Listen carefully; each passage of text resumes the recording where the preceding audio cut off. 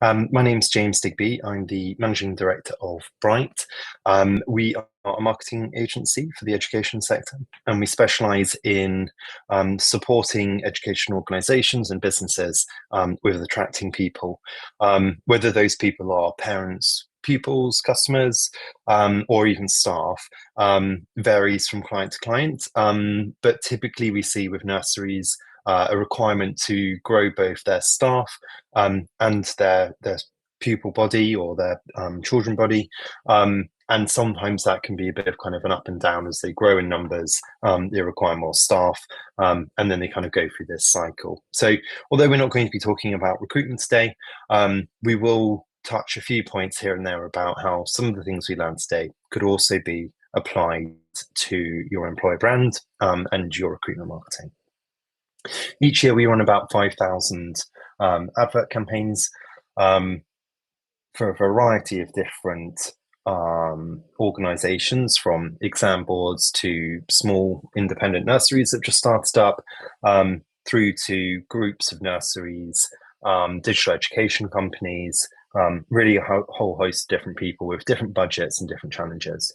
I think that with nurseries, there are a lot of common issues that people face, but we're very aware that some of these things that we're going to be talking about, they're really going to come down to your geographic location, your reputation, perhaps some of the other elements like branding and so on that you've already got in place and that you've perhaps been promoting out to people.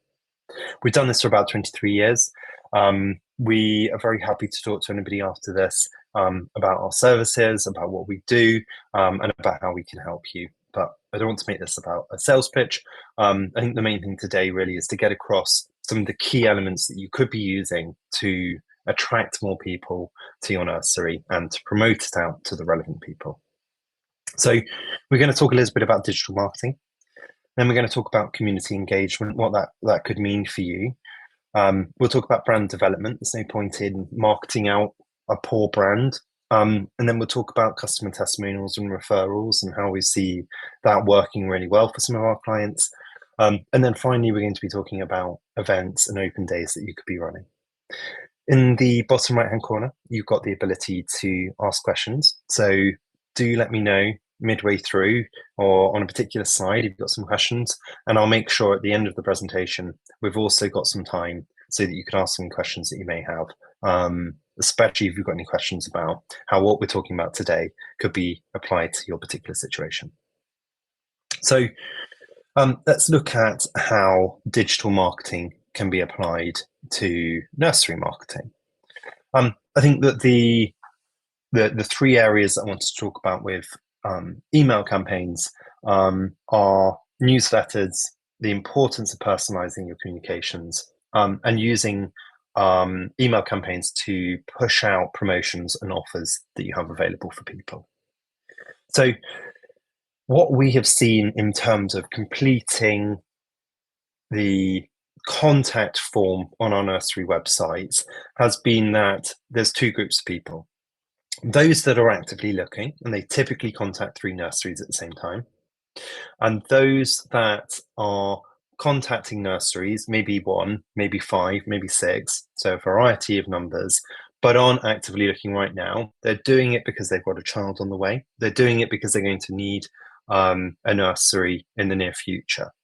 So newsletters are a great way to get those people's details of people who aren't actively looking so that you can market to them. So when they are actively looking, they're aware of your brand, and they're interested in speaking with you.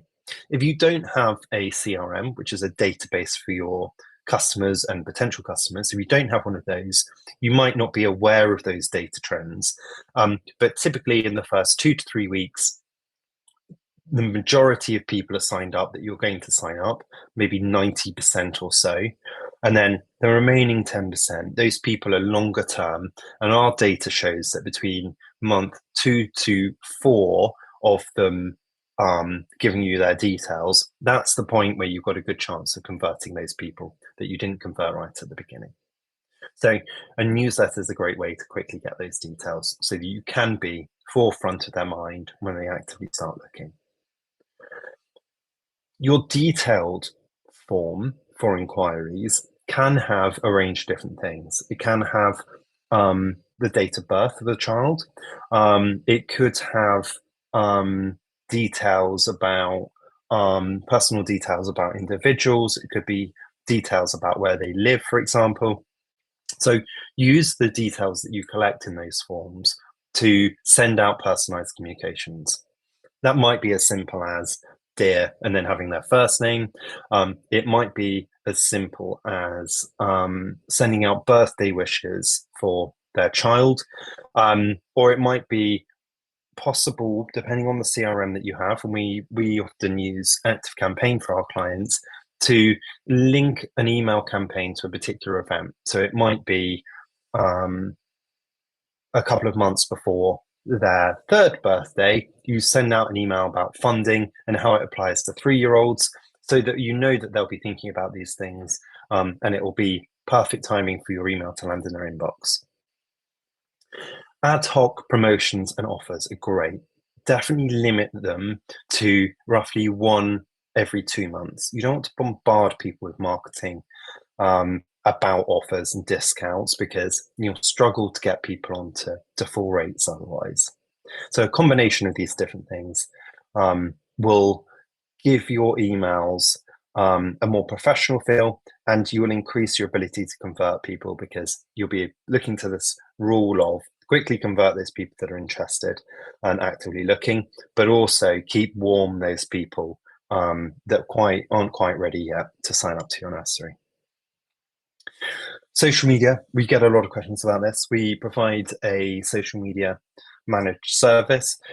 Some people may want to manage social media themselves.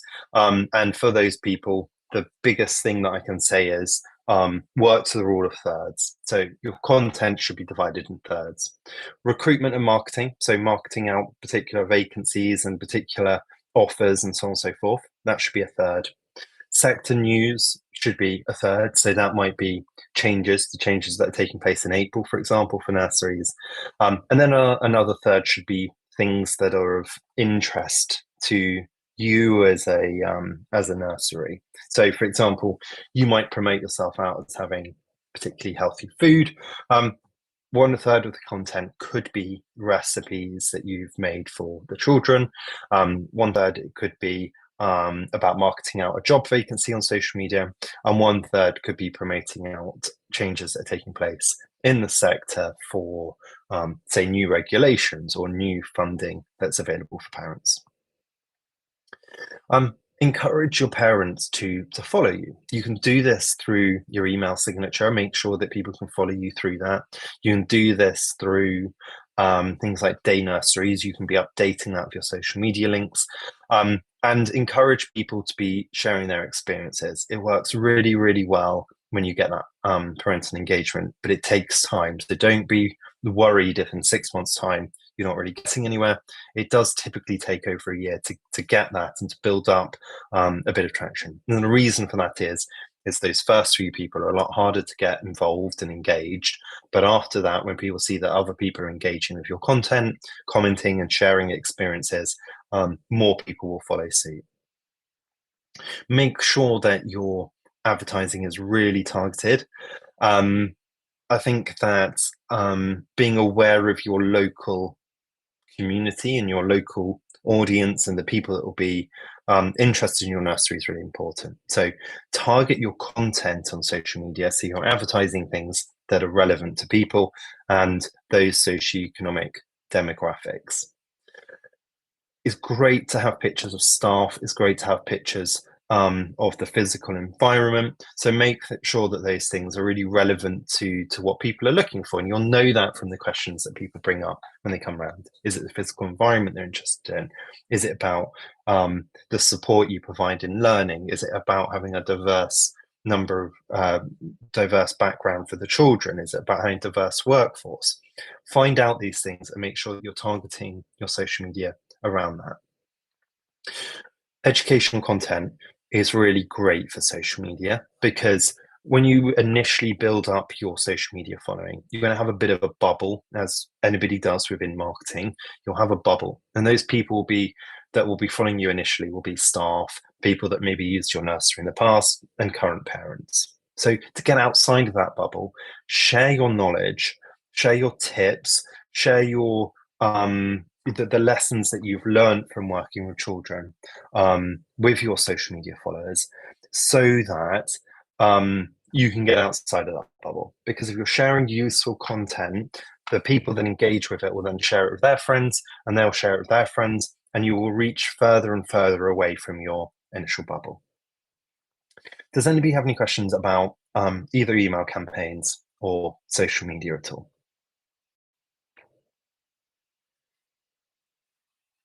Perfect.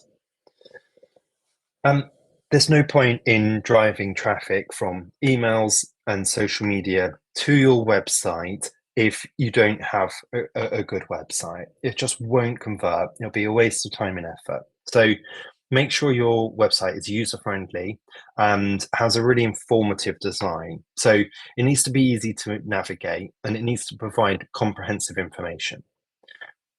Big chunks of text, especially on the homepage, will put people off. You need to be looking at this from both mindsets. People actively looking, so can they find the detail that they need quickly? And people that you may be needing to persuade, they might have their child in a competitor nursery, for example. Those people, they don't need the detail, they need the high level. They need to know what's unique about your nursery. Do you only hire staff that are qualified? Are your facilities purpose made? Do you have a curriculum that's really, really market leading? These are the things that are going to sell your nursery to potential parents in both categories. So make sure that the high level bit is on the homepage. Make sure that the detail is hyperlinked through from that homepage so people can pick the elements that are relevant to them and they can find out more about it. Most people don't have time to look at how high they rank in the search results for different things, but it is really important because search engine optimization, or SEO for short, is um, is a process that requires you to do lots of little bits of work over a period of time. You will rank higher if you make small amends regularly than if you make all of those amends in one go. And that's because things like Google, for example, they will regularly check a website the more it's updated. So if each time they go there, there's something new, they'll set the frequency to check how high it should rank in search results to increase. So, and if you keep checking, maybe every week, for example, and there's new content there, it will check more frequently, and that will help you rank higher. Have a blog section. A lot of people see this as a little bit old fashioned. It's really great for SEO, and it's really great where you listen to the challenges that parents are facing and you write blogs about those things. So maybe it is about childcare topics, maybe it is about education, how you can support educational activities with children at home and in the nursery setting. But it could be relevant to what's going on in the world. So it could be, for example, the funding that's coming into April. How do they apply for it? What's the benefit of it? Are there any negatives? It could be something to do with supporting children from transitioning from one room to another. It could be something about how easy is it to move a child from one nursery to another. And you could be using that to persuade parents from competitor nurseries to move their child over to your nursery.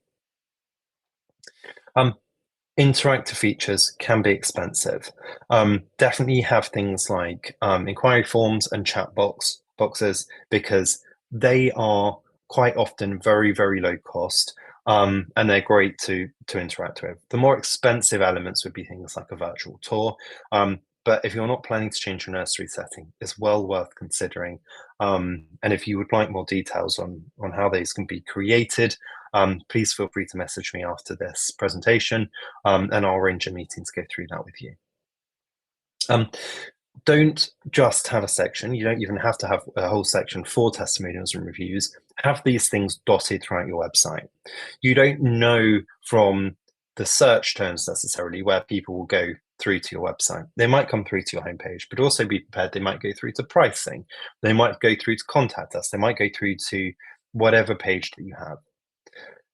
Make sure that on each of those pages you have some kind of testimonial or review, because it will help convert people, and you want people to stay on your website for as long as possible. Does anybody have any questions about websites? Really, websites are a complete separate topic, the amount of details can go into. But I feel that if you did these 5 things, you'd be in a really strong position to attract more parents to your nursery. So if there's no questions, we'll move on to community engagement. The main thing here really is to build relationships with your local communities, your schools, your parents groups, and foster a network where people feel that it's supportive enough to engage with whatever it is you're putting out there. Maybe marketing, but hopefully those value added pieces that we talked about, those resources that we talked about, those blogs that we talked about, that provide information for your target audience. If possible, organize open days and community events that you can participate in. It might be that that's happening at a school. It might be that you have them on site. So, for example, one of the nurseries that I've worked with that's actually local to me, it runs a regular play day on a Saturday where they invite parents from the local community. Current parents can attend, but also parents from the community that don't use the nursery can attend. They have lots of fun things there. It's brilliant for their social media content, and it's a nice subtle sales pitch to people. They don't push things, they just talk to people and they find out their challenges. It gives them an insight into the community, and it also gives them access to those people and brand awareness. Where you're coming from a nursery where you've got to overcome maybe some PR issues, even if those things maybe happened 5, 6, 7 years ago, this works really well as well. If they can see that there's new management in there, maybe new ownership in there, community events like that will really help. Hopefully you're already doing this, but definitely collaborate with local schools, especially where you're going to be feeding into, say, the primary school. See what you can do to make that transition as smooth as possible. If you're already doing that, you need to be marketing that out to parents. Market that as something that you can provide as a service.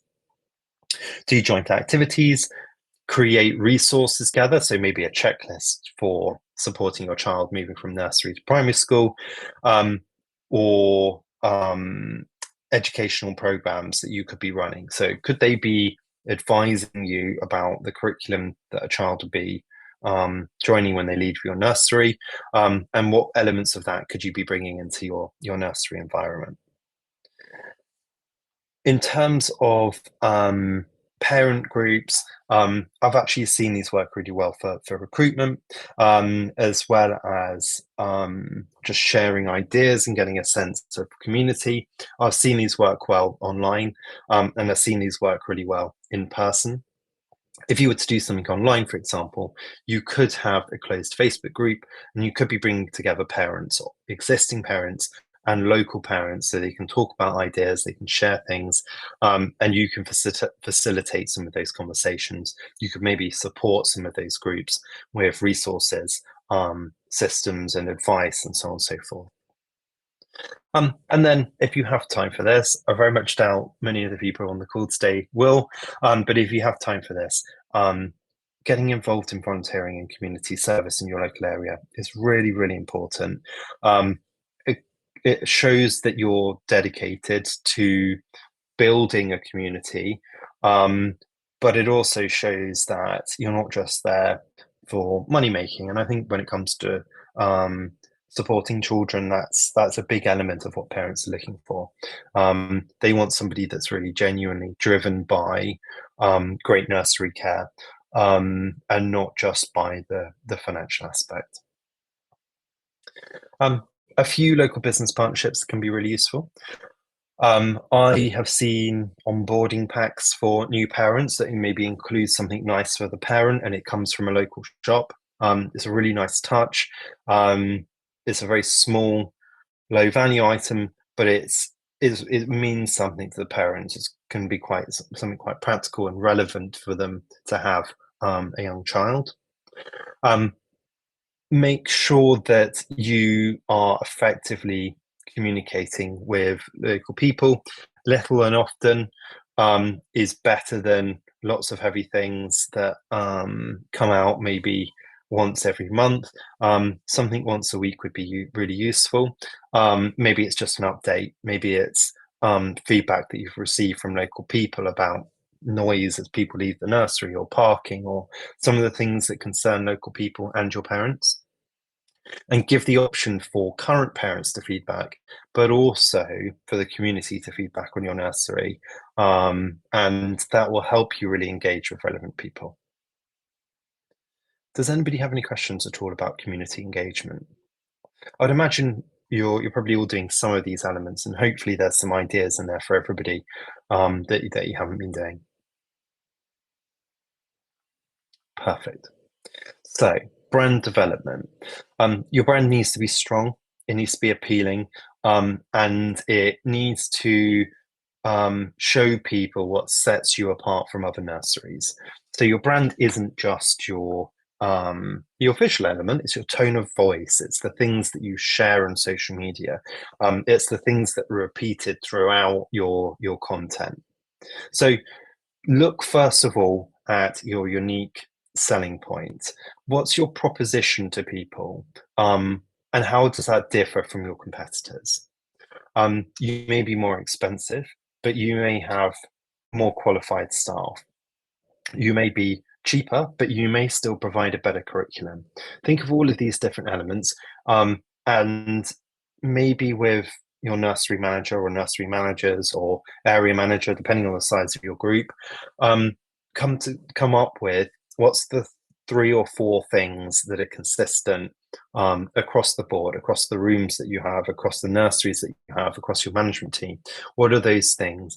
And that becomes your unique proposition to potential parents. Most people would feel that it's unnecessary to have brand guidelines, but I think some kind of guideline as to your visual identity so that it's consistent would be really useful. Make sure that it reflects the elements that are important to you. So that's all about warmth and care and the educational focus of your nursery. Make it about that. Have that in your branding, have that in your visual identity. I really like, for things like social media, for example, having the same banner across each platform, having the same templates for social media, having a really clean and consistent approach to it.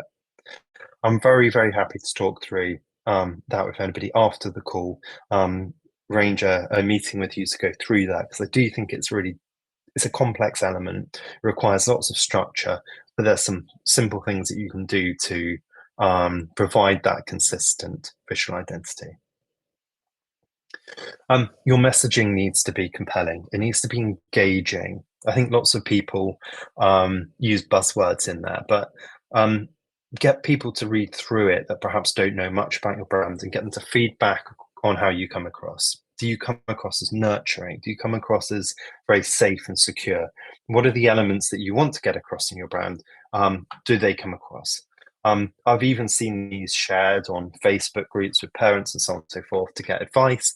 And I've seen them shared on some of the childcare and nursery groups on LinkedIn, where people are asking for feedback. And I'm sure that they find that feedback really useful, because there's typically consistent feedback about the same topics. Provide an exceptional service. I think that word of mouth piece sometimes gets missed out in marketing plans. It is the most powerful thing. People buy from other people more than they buy from a business. So make sure that when people are talking about your nursery, they're saying really positive things that are really, really exceptional and brilliant. Not just, yeah, it's pretty good, but it is expensive. You'll find that if you're getting that compelling, repetitive messaging across, that unique proposition across, parents will start to talk to you about what you're like, using that wording as well. So all of these things fit together very closely. And engage through storytelling. We do have a session coming up on storytelling. It's an incredibly important element of marketing. There are structures to it. And it's how big organizations get across their branding and their marketing through telling real life examples. So do join us for that session if you're able to. And this is pretty much consistent throughout this presentation, but gather and showcase as many positive reviews as possible, not just on places like Day Nurseries, but also on Google, also on your website, maybe on Trustpilot. Look at the things that your competitors are using, and make sure that you're on those platforms too. And then look to continuously improve these things. Look for things that you can innovate, and the technology you use, the processes you use, the experience that you provide to people, and look for ways to improve it. I really like with processes to map it out with different colored post-it notes. So what's the nursery manager doing? What's the room leader doing? What's the senior leadership team doing in each of the process? And look for ways that you can improve that. And then personalize that experience as much as possible. Nothing says you're not important like overly generic content. So make sure that if you've got that information from parents, so for example, the age of their child, that you're sending content, you're marketing content to people, and that content is relevant for them. Does anybody have any questions at all about branding and that high level piece about consistent messaging? Brilliant. As I say, very happy to talk through any of these topics afterwards with somebody. So within your nursery, maybe it's you, maybe it's somebody else. So do let me know. Testimonials and referrals. I can't get across how important these elements are. If you don't have these at all, you're really going to struggle. If you do have these, there's a lot of things that you can do to maximize the benefit. Look at the processes that you have and work out when are people going to be happiest, when's that honeymoon period, and make sure that you're asking for reviews and testimonials at that point. Make sure that it's very personalized. You could email people directly, but I really like it when senior leadership picks up the phone and says, it's been 3 months that you've been with the nursery. Just wanted to know how you're getting on. Maybe have a face-to-face conversation with parents. Maybe make sure that one day at pickup, you're available for people to feedback, and the people that say things are going really well, you can maybe, that's a great chance to ask them to leave a review. Make it easy. I really like QR codes for this. I really like links on signatures. So when you're emailing people, you could be asking people for feedback. It needs to be a very quick process from clicking any link or scanning a QR code through to leaving a review. And then if somebody leaves you some feedback, make sure that you go back and thank them. I've even seen people reward that with a small reward, maybe something chocolate related, not kind of a financial reward because it might be seen as a bit dodgy, but maybe just something to show how much you appreciate it. And some people won't have a CRM, so this might be difficult to do. But if you do have a database for managing your relationships with people, make sure that you are building into the forms that you're using, or if you're not using a CRM, you might be using something like Microsoft Forms. Make sure that there's some kind of a way for you to follow up on people. If they bring up something that's really negative, it's really important that you can go back to those people. And they bring up something really positive, it's really great that you can go back and thank them personally for it. Highlight the importance of feedback. I think if you build a culture where people feel comfortable in feeding back to you, it will make it easier because you'll know where to improve things, you'll know where to improve your marketing, and it'll give you an idea of what you're strong at and what you're weak at and what you're developing at the moment. And those things constantly evolve over time. And that forms a lot of your branding at the same time. And then analyze the reviews that you get, analyze the feedback that you get, and make changes to the things that you need to change to improve things, but also highlight some of those positive things because you might not have been aware of them. Highlight them in your marketing and highlight them in your branding, but do remember to always get permission from people when you're gathering testimonials and referrals, to use them on your website and to use them in your marketing. Hopefully some of those tips are useful. Appreciate you may well be doing a lot for testimonials and referrals at the moment, but timing is the important factor out of everything I've said. Looking at when people are happiest and getting feedback throughout the life cycle of your customers, your clients, your parents, whatever you refer to them as, then I would be looking for those happy points, and I would be targeting people at those happy points. Any questions at all? So finally, let's look at open days. I have seen virtual open days decrease quite heavily since the pandemic for obvious reasons, as people feel more comfortable looking around. I still think they've got a place, but that's another conversation, really. But do consider them, especially as a lot of people work from home but might not be able to get away from their house. It gives you that initial step, especially for parents that aren't actively looking right now, but might want to have a conversation with somebody about the near future.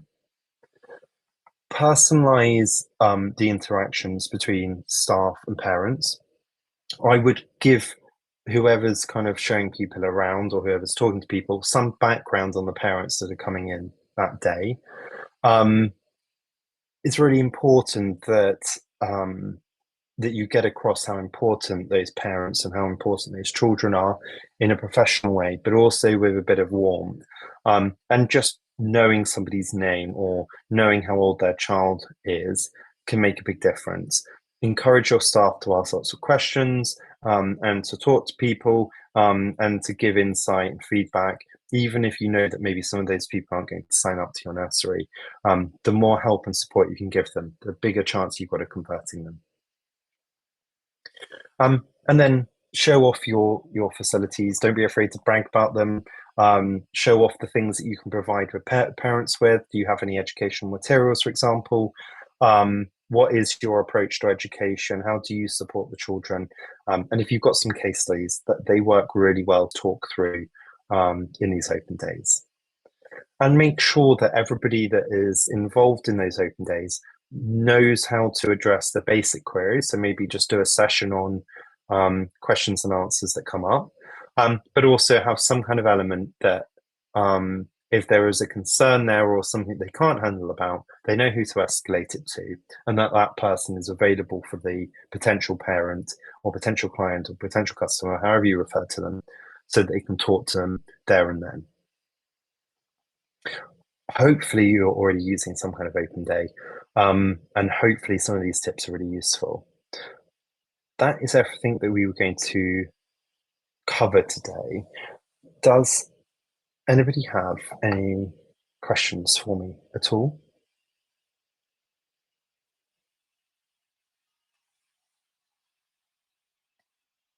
Perfect. I'll share the recording with everybody.